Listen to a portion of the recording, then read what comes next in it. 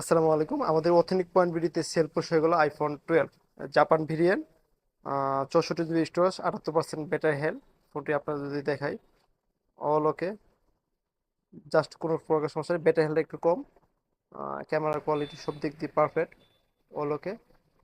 আর যদি আপনাদের সেটিংয়ে দেখাই, ব্যাটারি হেলথ আছে 78%। ব্যাটারি হেলথ এই যে 78%, USA variant, Japan variant, Japan variant iPhone 12 pro. সেটা এইমাত্র সেল হয়ে গেল।